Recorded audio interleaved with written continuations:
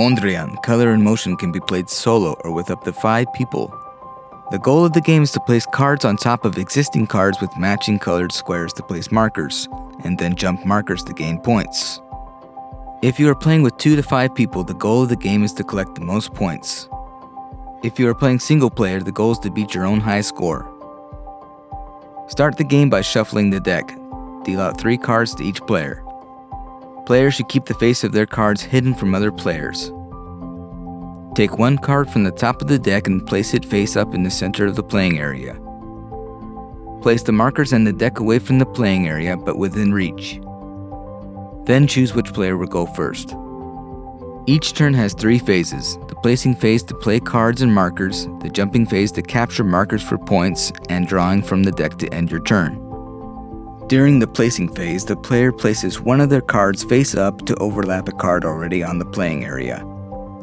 The card must be placed so that at least one of the colored squares on the new card matches one of the colored squares underneath it, meaning all cards have to be placed on top of an existing card. Any overlapping squares must match the color underneath it. You can't place this card here because the blue square does not match the red square underneath. Cards can be placed in line or at right angles. Once a card has been placed, a white marker is placed on top of the new card on each colored square that matches the color of the square underneath. In this example, only the white square in the middle gets a marker because there is a matching white square underneath. After the markers have been placed, the jumping phase can begin. But since there's only 1 marker on the board, we will have to show how to jump markers later. Once the jumping phase is done, the player draws 1 new card from the top of the deck and adds it to their hand. Players should always have 3 cards in hand until there are no more cards left to draw from the deck. Once they draw a card, their turn is over, and the player on the left starts their turn. Players take turns clockwise. Markers can only be moved during the jumping phase. If there's a marker already on a square, you cannot place a card on that square. If a square is being placed on an empty space, and there is a square that shares an edge with that empty space, the color of the adjacent squares must match the color of the square on the new card. The blue square on the new card does not match the red square adjacent to it, so this card placement is invalid. This card placement will work because the overlapping blue square matches, and the red square that is placed in an empty space matches all the adjacent squares next to it.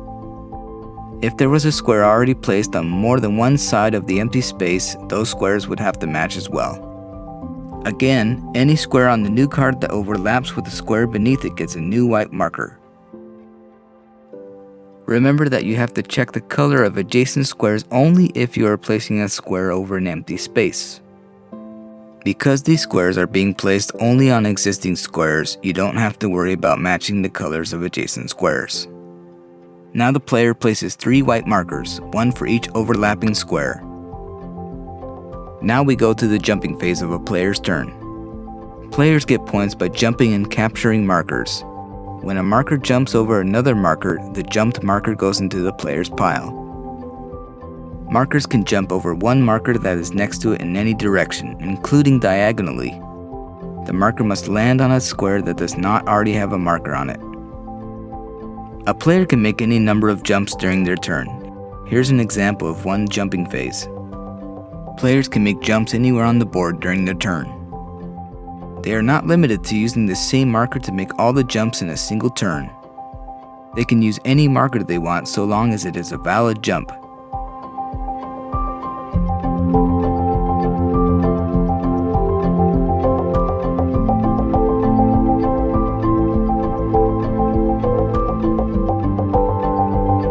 Once the player completes their jumping phase, if there are still cards in the deck, the player draws another card to replenish their hand. The player then ends their turn. Once a player captures a white marker and puts it in their pile, that marker counts towards their score. A white marker is worth 1 point. Once a player captures 10 white markers, they should trade those 10 white markers back to the community pile and take out 1 black marker. A black marker is worth 10 points.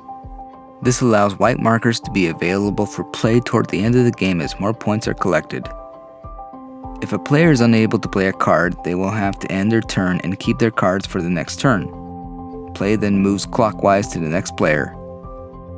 A player is allowed to skip their turn even if they could play a card but did not. If a player does not play a card for any reason, their turn is over and they will not be able to jump markers or pick a new card from the deck that turn. If there are no cards left in the deck, players will have to play with the remaining cards left in their hand. This continues until all cards have been played. The game ends when all the cards are placed, including those in the player's hands. The player who captured the most points wins. If you would like to play a shorter game, instead of playing through the entire deck, you can play up to a set number of points. 25 or 30 points is common for a shorter game. Just be sure all players agree to the point limit before starting. From all of us at Binary Cocoa, have fun and make some art.